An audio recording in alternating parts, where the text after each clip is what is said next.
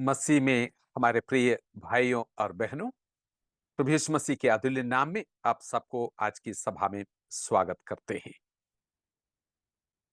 कभी आप किसी कैद में पड़े हुए व्यक्ति को देखने के लिए या कैद के बगल में से होकर निकला और क्या-क्या बातचीत होते हैं, कैसी आवाजें वहां पे होते हैं, आपने कभी सुनने की कोशिश किया? जेल की कोठरी से अलग-अलग किस्म की आवाजें उठते हैं, लेकिन फिलिपियों की पुस्तक में से ये आखिरी जो संदेश मैं आपके सामने इस सीरीज में रख रहा हूं, इसका शीर्षक मैंने इस प्रकार से दिया है, जेल की कोठरी में से गूंज उड़ने वाली आवाज। पौलुस ये पत्री, फिलिपियों का पत्री जो है, हो सकता है सिसरिया की या एफेसस की या रोम की कैद से लिखा हो, ये मुख्य बात नहीं है।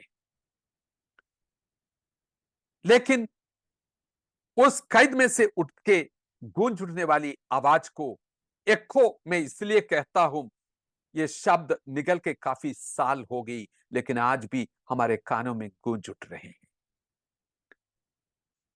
माहौल क्या है?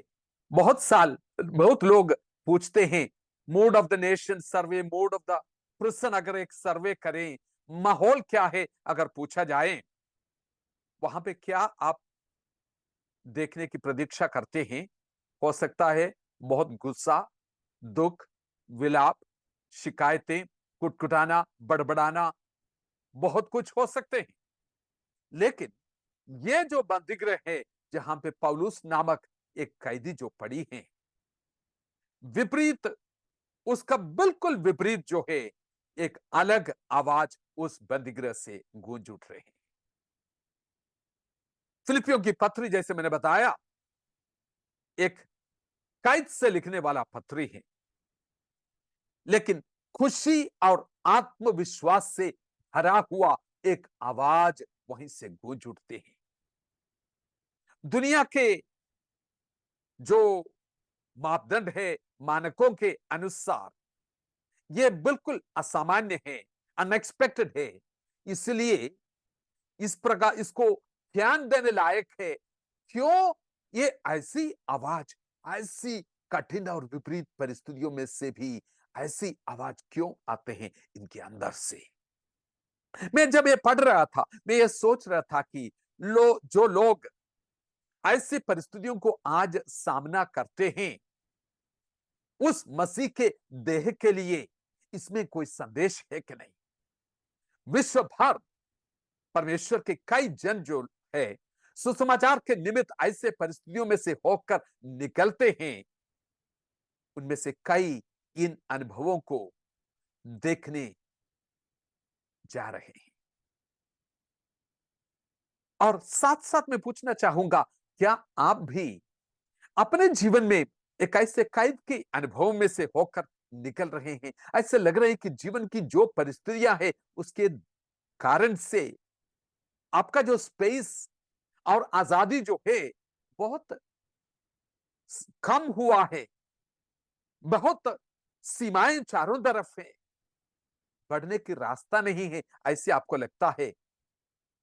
परिस्थितियां ऐसे घेर रखा है, आगे जाने की रास्ता नहीं है, अंदर से और बाहर से एक किस्म से यू नो काफी प्रेशर, दबाव अनुभव करते हैं। हो सकता है कुछ लंबी समय से बीमारियां आपके परिवार में हो, और जो कार्य आप कर रहे हैं उसको प्रभावी ढंग से करने के लिए बहुत रुकावटें आ रहे हैं। क्या एक कैद को आप भी अनुभव कर रहे हैं? जब लोग विपरीत विपरीत परिस्थितियों से होकर निकलते हैं और संघर्ष महसूस करते हैं, कई बार बिल्कुल ही अलग शब्द उनके मुंह से निकलते हैं। कई लोगों से मैंने सुना है, कब तक सहते रहेंगे, आगे बढ़ना बहुत मुश्किल लग रहे हैं, और बहुत बहुत निराशा के शब्द उनकी मुंह से निकलते हैं, बहुत डर और भय का शब्द अंदर से निकलते हैं। यहां पे एक ऐसे व्यक्ति को हमें मिलते हैं जो एक अंधेरी कोठरी में वो पड़ी हैं, लेकिन एक अलग आवाज उनके मुंह से निकल रहे हैं। वो आपसे कुछ कहना चाह रहे हैं। क्या आप सुनेंगे? और वो गूंज उठते आवाज को सुनने के लिए तैयार हो जाइए। खामोशी के साथ अपने हृदय को तैयार करके ये बोले, प्रभु मुझसे बातचीत कर। कैसी आवाजें उस अंधेरी कोठरी से निकलते हैं? सबसे पहले पौलुस की अंदर एक दृढ़ विश्वास है कि सुसमाचार हर हालत में प्रगति करेगा। कैद में पड़े हुए व्यक्ति कह रहे हैं, सुसमाचार जिसके लिए जो मैं बुलाया गया हूं, या जिस काम के लिए, उद्देश्य के लिए परमेश्वर की बुलाहट मेरे ऊपर है, वो हर हालत में प्रगति पाएगा। फिलिपियों 1 अध्याय की 12 से लेके 18 पद तक शांति से पढ़ के देख लीजिएगा। पौलुस के जीवन में सुसमाचार की प्राथमिकता, 1 अध्याय के 5 पद में सुसमाचार फैलाने में सहभागिता पहले दिन से तुम लोगों ने किया करके उनकी सराहना देते हैं फिलिपियों के विश्वासियों को। 12 पद में वो कहते हैं कि मैं चाहता हूं कि ये बात से तुम लोग वंचित न रहे, तुम लोग ये बात को जाने जो कुछ मेरे संग हुआ है। आप में से कई लोग सोच रहे हैं कि इतना बड़ा परमेश्वर का दास पौलुस जैसे व्यक्ति, पता नहीं अभी क्या हो जाएगा, उसको तो बंदीगृह में डाल दिया है। लेकिन मैं चाहता हूं कि तुम लोग इससे वंचित न रहे, ये जाने कि हर कठिनाइयों में मैं कदम आगे की ओर बढ़ा रहे, और ये सुसमाचार की बड़ी उन्नति के लिए और प्रगति के लिए यह कारण बनेगा। मेरा बंदीगृह जो है सुसमाचार को प्रगति देगा, बढ़ोतरी करेगा। और 1 कुरिन्थियों 16 अध्याय के 9 पद में वो कहते हैं कि बहुत बहुत बड़ी दरवाजा मेरे सामने खुला है जो सेवकाई के लिए, लेकिन उनके बीच में विरोध बहुत है। विशाल फाटक खुला है, विरोध बहुत है। कुलुस्सियों 4 का 3 में भी वो कहते हैं, तुम लोग इस विषय के लिए प्रार्थना करना कि परमेश्वर इससे दरवाजा खोले ताकि ये कार्य आगे बढ़े। मेरे प्रियो, कैद कैसे सुसमाचार की प्रगति करेगा? 7 पद में वो कहते हैं 1 अध्याय की, मेरे कैद में और सुसमाचार के लिए उत्तर और प्रमाण देने में मेरे साथ अनुग्रह में तुम लोग सहभागी हो। 12 पद में वो कहते हैं, बहुत लोगों को मेरे कैद से फायदा हो, जो अन्य जाति है, विश्वासी हैं, बहुत लोगों को इससे फायदा हुआ। कैसरी राज्य की सारी पलटन और शेष सब लोग, सबको फायदा हुआ इसके द्वारा।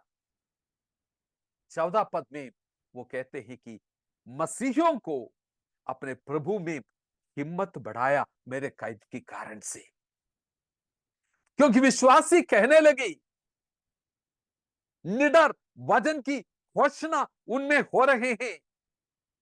पौलुस के जीवन से गूंज उठने वाली आवाजें उनके हियाव को बढ़ा रहे हैं। और दूसरे झुंड के भी लोग जो है जलन से प्रचार किया, लेकिन वो कहते हैं 18 पद में, जैसे भी हो मसीह का प्रचार हो रहे हैं और मैं तो बिल्कुल खुश हूं, आनंदित हूं। क्या किसी स्थिति के मूल्यांकन के लिए यही हमारा मापदंड है, मानदंड है? सवाल क्या ये पूछते हैं, मुझ पर क्या हो रहे हैं, या सुसमाचार के लिए क्या हो रहे हैं? अगर सुसमाचार की प्रगति हो रहे हैं, कितनी भी कीमत चुकाना पड़े, क्या हम उसको अपनाएं या अपनी सुरक्षा की परवाह करेंगे? आगे जाके उसकी 18 से 26 पद में पौलुस दृढ़ विश्वास को जताते हैं। दृढ़ विश्वास है कि चाहे जीवन से हो चाहे मृत्यु से हो, मसीह को महिमा मिले। कैसे दृढ़ विश्वास? मसीह को महिमा देने के लिए मैं इस संसार में जी रहा हूं, चाहे कुछ भी मेरे साथ हो।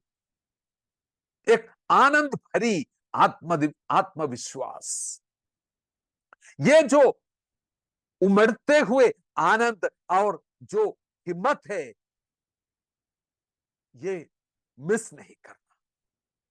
एक अध्याय के 18 पद में वो कहते हैं कि और भी आनंदित रहूंगा भी। 20 पद में वो कहते हैं कि किसी भी बात में मैं शर्मिंदा नहीं होगा। एक प्रबल साहस इसके बीच में मैं दिखाऊंगा। मसीह जैसे हमेशा हुआ है, अभी भी जीवन से हो मृत्यु से हो, मेरे जीवन से उसको महिमा मिलेगा। What a bold statement! कितना हिम्मत वाली कथन! 2 अध्याय की 18 पद में वो कहते हैं कि तुम लोग भी ऐसे आनंदमय एक जीवन जियो। 3 अध्याय की 1 पद और 4 का 4 आनंदित रहने के लिए फिर से निमंत्रण देते हैं। मेरे प्रियो, वचन और इतिहास में यह आवाज गूंज उठते हैं, प्रभु में आनंदित रहो हर परिस्थिति में। प्रेरितों के काम 16 अध्याय के 25 पद में पौलुस और सीलास बंदीगृह में है। उनके हाथ में चेन बंधा हुआ है, लेकिन रात की अंधेरे में उस कोठरी से क्या निकलते हैं? आराधना और स्तुति की गाना आते हैं। ये तालियां बजा के गाना गा रहे हैं। इसलिए इनको हिम्मत है कि वचन जो है अगर यू नो हमेशा आगे बढ़ते जाएगा, मेरे साथ कुछ भी हो। वचन आधारित आशा में ये आत्मविश्वास चमकते हैं। इसका आधार यह है कि परमेश्वर परमेश्वर है और मेरा भविष्य उसके हाथ में सुरक्षित है। एक और हिम्मत, मृत्यु और जीवन में हिम्मत। पहला अध्याय की 21 से लेकर 26 पद तक, मेरे लिए जीना मसीह और मरना लाभ है। आमतौर से जीने के बारे में है तो हिम्मत बहुत आते हैं, जिंदगी को लेकर आत्मविश्वास तो रहता है, लेकिन जब जीवन को उंडेलने वाली बात है और मृत्यु की बात है, डर और भय जो है जीवन के ऊपर ग्रसित करते हैं। मसीही जीवन की वास्तविकता यहीं पर है मेरे प्रियो। ऐसे लोग जो है आज्ञाकारिता की रास्ता चुनकर कीमत चुकाने के लिए उत्सुक रहते हैं, क्योंकि मसीह उनका उत्साह है। काउंट जिंजनडोर्फ नामक परमेश्वर का दास जो मोरेवियन मिशनरी मूवमेंट को लीड किया, वो कहते हैं कि मुझ में बस एक ही उत्साह है, वो है केवल वही। कौन? परमेश्वर के दास विटफील्ड ये कथन जाना माना है, परमेश्वर के संग तब तक अमर है जब तक पृथ्वी पर उनका कार्य पूरा नहीं हो जाता। पौलुस इस बात को जानते थे कि अभी उनके जाने का टाइम नहीं है, बहुत काम अभी बाकी है पूरा करने के लिए। दूसरा तिमोथी 4 अध्याय की 8 पद में जब वो आते हैं और इस बात को वो कहते हैं कि अब मेरा जाने का टाइम तो आ गया है, लेकिन उस वक्त भी वो आनंद भरी साहस, इच्छा और लगन उनके अंदर दिखाई देते हैं। देखो, ये दोनों परिस्थिति में फिलिपियों 1 का 22 से 24 पढ़ने के बाद वहां पे वो कहते हैं, जाना तो मेरे लिए अच्छा लगता है, लेकिन जीवन और मृत्यु का विकल्प जब सामने था, उसने क्यों जीवित रहना क्यों चुना? वो कहते हैं कि क्योंकि अभी थोड़ी देर रुकना तुम्हारे लिए फायदेमंद है। उनका तर्क तर्क यह है कि जो अपने लिए अच्छा था, शरीर को छोड़कर प्रभु के संग रहना मेरे लिए बहुत अच्छा है, लेकिन जो मेरे लिए अच्छा है मैं वो नहीं चुन रहा हूं। जो सुसमाचार के लिए और कलीसिया के लिए अच्छा है वो ही मैं चुन रहा हूं, चाहे मुझे दुख उठाना भी पड़े। एक और कॉन्फिडेंस, क्योंकि अंतिम छुटकारे की आशा में वो आनंदित है।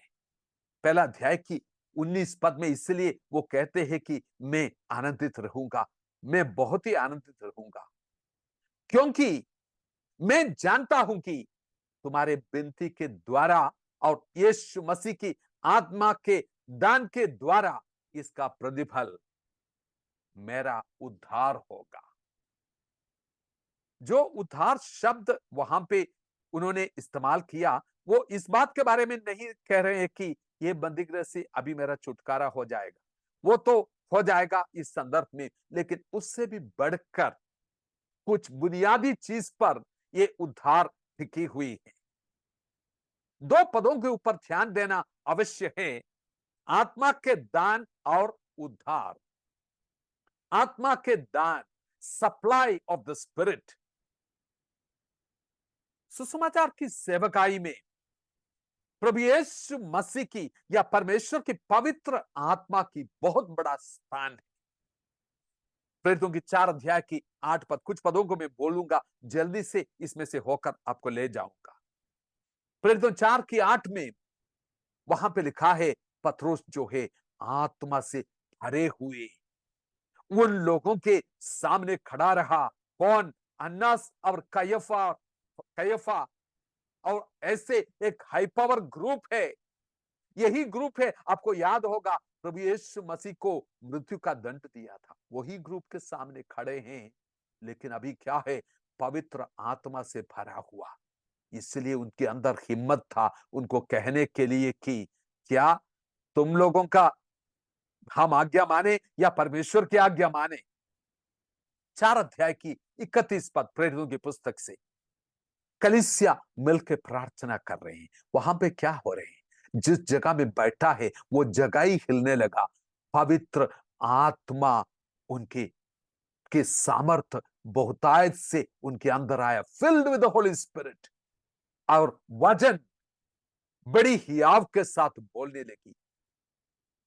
प्रेरितों की काम 7 की 55 स्टीफन के बारे में कहते हैं, जब पथरवाह हो रहे हैं, full of the Holi spirit, पवित्र आत्मा से भरे हुए, स्वर्ग की ओर वो देखते हैं और परमेश्वर की महिमा को देख के उसकी घोषणा कर रहे हैं। 13 अध्याय के 9 पद, पौलुस जो है आत्मा से भरपूर होके, एलिमास जो जादूगर है उनके आंखों के में देख के उनको सीधे बात करते हैं, हिम्मत यही कहते हैं। 13 की 52 पद, प्रभु यीशु मसीह के जो चेले हैं लगातार आत्मा से भरपूर होकर और आनंद से भरपूर होके और अपना सेवकाई को आगे बढ़ा रहे हैं। यह सब कुछ जो है पेंतिकुस्त के दिन 120 लोग एक ऊपरी कोठरी में जमा हुए थे, एक मन होकर, एक चित्त होकर, एकता के साथ वो वायदे किए हुए वरदान के लिए इंतजार कर रहे हैं। प्रभु ने बोला कि पवित्र आत्मा से तुम भर जाएंगे, क्योंकि एक बहुत बड़ा दौत्य उनको दिया गया था कि दुनिया की अंत तक इस समाचार के लिए तुम मेरे गवाह हो। ये जो कार्य है अपनी ताकत से नहीं कर सकता, आत्मा की भरपूरी इसके लिए जरूरी है। सकरिया के 4 अध्याय उसका 6 पद में कहते हैं कि ना तो बल से ना तो शक्ति से, पर मेरी आत्मा के द्वारा। मैं आपको इस सवाल पूछना चाहता हूं, आत्मा के द्वारा शुरू किया हुआ आपकी सेवकाई क्या आज उसके बिना चलाते रहेंगे, सोच रहे हैं? क्या आत्मा का दान कम हुआ है उन दिनों के अनुसार? हकीकत यह है कि परमेश्वर पवित्र आत्मा को बहुतायत से उंडेलने की वायदा हमें देते हैं। योएल की पुस्तक 12 अध्याय की 28 पद में जो प्रॉमिस दिया था, वायदा दिया था, पेंतिकोस्त के दिन कहते हैं कि ये दिन जो है ये वही है आप लोग जो देख रहे हैं, लेकिन उसी दिन से वो खत्म नहीं हुआ। प्रेरितों की काम से कई अध्याय में से मैंने आपको दिखाया कि लगातार ये बढ़ते गया आत्मा की भरपूरी। क्या हम इस रीति से सेवा करने के लिए सोच रहे हैं? मैं आपको इस सवाल पूछूंगा, क्या आत्मा की थोड़ा थोड़ा शावर कभी कभी मिल जाए उसी से हो जाएगा, सोच रहे हैं? आत्मा की भरपूरी में हम अपने जीवनों को जी रहे हैं और इसको महत्वपूर्ण समझते हैं कि आपके साथ हिम्मत के साथ इस सेवकाई को आगे बढ़ाने के लिए, जैसे पौलुस कहते हैं कि ये आत्मा की मदद तुम्हारी प्रार्थना के द्वारा जो मिला है। और दूसरा शब्द वहां पे उद्धार के बारे में, जिस उद्धार का वो जिक्र करते हैं, वो कैद से अभी मुझे छुटकारा मिलेगा उसके बारे में नहीं है। वो उद्धार के बारे में जो कहते हैं अंतिम छुटकारे के बारे में है। सोटीरियन जो शब्द वहां पे इस्तेमाल किया है फिलिपियो 1 का 19 में, वो अंतिम छुटकारे के बारे में है। तुलनात्मक रीति से दूसरा तिमोथी 4 की 18 भी आप देख सकते हैं। प्रभु मुझे हरेक बुरे काम से छुड़ाएगा और अपने स्वर्गीय राज्य में उद्धार करके पहुंचाएगा। ध्यान दे दीजिए, अंडरलाइन कर दीजिए, कैद में से तात्कालिक छुटकारा नहीं, प्रभु के राज्य में उद्धार करके पहुंचाएगा। मेरा जीवन सुरक्षित है हर हालत में। कितना कॉन्फिडेंस है। तीसरी बात, एक ऐसी हियाव मसीह के देह में एक नई साहस की आत्मा के लिए एक बुलाहट वो देते हैं। उस आवाज जो कान में गूंज उड़ने दो।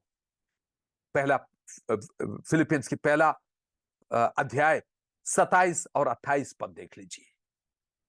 एक की आत्मा में स्थिर रहो, स्थिरता, और एक ही चित्त मिलके परिश्रम करो।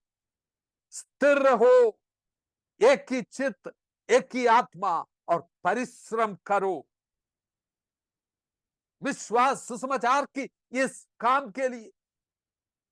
और विरोधियों की जो धमकी है, बिल्कुल घबराना नहीं। वो कह रहे हैं कि ये जो धमकियां आ रहे हैं, ये जो तुम्हारी उद्धार का एक निशाने के रूप में है।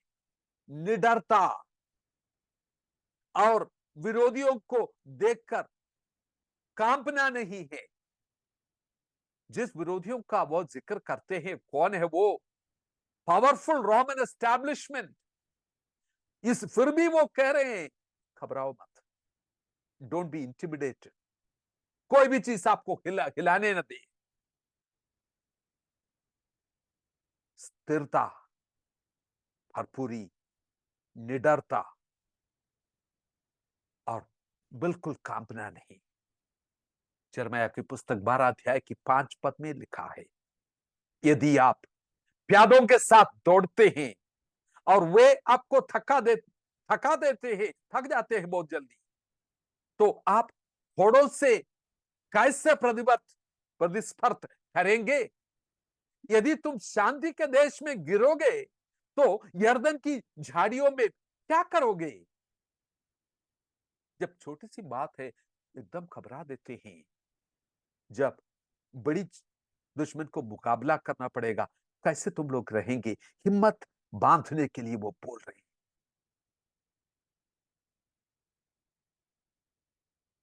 धमकी अंधेरी कोठरी या कुछ भी अपने सिर उठाकर रखने के लिए वो निमंत्रण दे रहे हैं।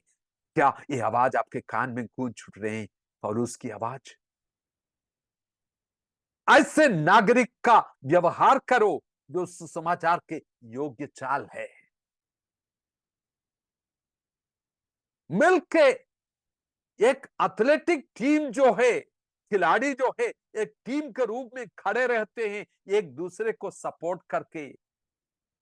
या फौज में एक सिपाही एक दूसरे को सपोर्ट करके एक टीम में आगे बढ़ते हैं। वो कहते हैं कि तुम्हें ऐसे आगे बढ़ना है। ऐसे समय में हमें इस आत्मविश्वास बढ़ाने वाले की पहले से ही कहीं अधिक आवश्यकता है। मेरे प्रियो, मैं आपको पूछना चाहूंगा, कौन है आपके संग दौड़ रहे हैं? अकेला आप ये काम कर नहीं पाएंगे मेरे प्रियो। अगर अकेला दौड़ने वाला आप है तो परमेश्वर की आत्मा आपको चेतावनी देना चाहते हैं, अकेला मत हो। कलीसिया को बोलो, भाई और बहनों, मुझे आपका जरूरत है, मैं अकेला ये नहीं कर सकता। निर्भर रहो, जैसे परमेश्वर के ऊपर निर्भर है, इनकी भी सहारा ले लो। ईश्वर ने आपको जो भूमिका दी है उसमें कदम रखे, अन्यथा आप लापरवाह पाए जाएंगे। चौथी बात, नम्र होकर मसीह का सा सेवा करने की आत्मविश्वास। फिलिपियों 2 की 15 जो है, खास करके 16 पद देख लीजिए। मसीह का दिन मुझे घमंड करने का कारण हो कि ना मेरा दौड़ना या परिश्रम करना व्यर्थ हुआ। और 17 पद, तुम्हारे विश्वास की वेदी पर उंडेला जाने के लिए मैं आनंदित हूं। तुम्हारे जीवन से मुझे भी ऐसे आनंद करने की अवसर दे। वो कह रहे हैं कि जैसे मसीह यीशु ने अपने आप को इस संसार में पापियों के लिए उंडेला और उसमें आनंदित रहा, जो आनंद उनके सामने रखा गया था उसके लिए उन्होंने कुर्बानी की, उस रीति से मैं सेवा करूंगा। वो कह रहे हैं गलत हियाव का बदले सही हियाव को अपना ले। गलत फिलिपियों 3 का 4 में वो कहते हैं कि जो शरीर में जो कॉन्फिडेंस है वो ठीक नहीं है, वो गलत है। 3 अध्याय की 12 से लेकर 14 पद तक इसलिए वो उत्साह देते हैं। वो फिनिश लाइन जो है, आखिरी रेखा जो खींची है उसकी और आत्मविश्वास के साथ आगे दौड़ा चले जाए। अपना दर्शन में स्पष्टता रखें, क्लैरिटी रखें, अपनी संपूर्ण ऊर्जा इसमें खर्च करें निशाने की ओर बढ़ते जाने के लिए। एक खिलाड़ी जो दौड़ की आखिरी चरण में जिस हिम्मत के साथ दौड़ते हैं इनाम पाने के लिए, परमेश्वर की हर संतान इस तरह से आगे बढ़ते जाए। अपनी जो ऊंचा बुलाहट मसीह यीशु में है उसको पूरा करने के लिए तुम्हारे मसीही जीवन की पूरा प्रशिक्षण आज तक जो मिला है वो इस समय के लिए था। मेरे प्रियो, एक दूसरे को ये याद दिलाए, प्रशिक्षण जो मिला है, ट्रेनिंग जो मिला है, अभी काम में लाने की टाइम आ गया है, एक दूसरे को बता दें। पांचवी बात,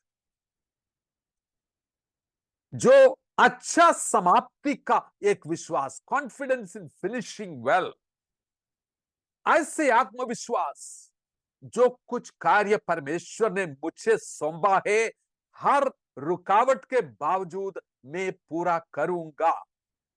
आपका आज आत्मविश्वास आज किस हालत में है? क्या वो हिल रहे हैं? चारों तरफ देख के, परिस्थितियों को देख के वो डगमगा रहे हैं? पौलुस जो है ये आत्मविश्वास के साथ फिलिपियों का पुस्तक शुरू करते हैं। वो कहते हैं कि जिसने तुम्हारे अंदर अच्छा काम को शुरू किया है सुसमाचार परिवर्तन एक ऐसा कार्य है जो स्वयं मसीह द्वारा शुरू किया गया। ध्यान से सुनिए, मसीह द्वारा ये शुरू किया गया, ये जारी रखा गया और पूरा किया गया कार्य है। जिसने शुरू किया वो जारी रखेगा और पूरा भी करेगा। और इसलिए आत्मविश्वास है कि मसीह के दिन तक ये पूरा हो जाएगा। फिलिपियों 4 की 11 से 13, संतुष्टि से भरे हुई एक जीवन से आने वाला एक सामर्थ। मैं सब कुछ करने लायक हूं।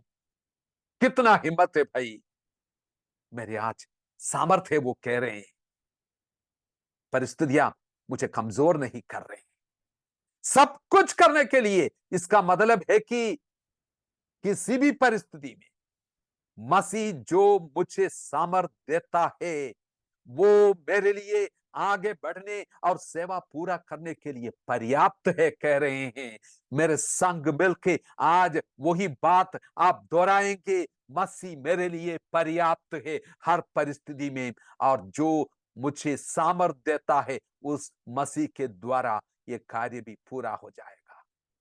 मसीह यीशु में जो सामर्थ्य करने वाला अनुग्रह और संतों की सहायता से मैं सब कुछ कर सकता हूं। अकेला नहीं, मसीह का सामर्थ्य है, उसके साथ आप लोगों की सौभाग्यता भी, सहायता भी मुझे चाहिए। ये कॉन्फिडेंस आपके अंदर है कि ये जो है बिल्कुल, आई विल फिनिश वेल, मैं अच्छे से ये दौड़ को पूरा करूंगा। पहला कुरिन्थियों 15 अध्याय की 58 पद में जिस प्रकार से कहते हैं, इसलिए मेरे भाइयों और बहनों, बिल्कुल हिलो मत, मजबूती से खड़े रहो और मसीह के काम में आगे बढ़ते जाओ, उमड़ते जाओ, इस बात को जानते कि तुम्हारे काम प्रभु यीशु मसीह में व्यर्थ नहीं है। छठवीं कॉन्फिडेंस, एक श्योर किंगडम, प्रकट होने वाला राज्य की निश्चितता। 3 अध्याय की 18 से 19 तक। चारों तरफ जो विरोधी संसार है वो एक अलग राज्य पर नजर रखा है। मेरे प्रियो, विरोधी संसार को देख के पौलुस कई बार आंसू बहाते हैं। उनके जीवन की दिशा को देख के, प्रेरितों की 17 अध्याय उसकी 16 पद में एथेंस नगर की हालत को देख के उसका जी जल रहा है। जल गया लिखा है वहां पे, जी जल गया है लिखा है, आंसू बह रहे हैं। आपने कभी ऐसे आंसू बहाया? चारों तरफ की हालत को देखे, ऐसे आंसू बहाने वाले कहां है? आंसुओं के बीच में उसका आत्मविश्वास को भी देखो मेरे प्रियो। फिलिपियों 3 की 20 से 21, उनके निश्चितता मसीह में जो आशा है उसमें आधारित है। स्वर्ग की नागरिक होके अपने राजा को वो बाढ़ जोते हैं। बहुत कुछ बदलेगा वो कह रहे हैं।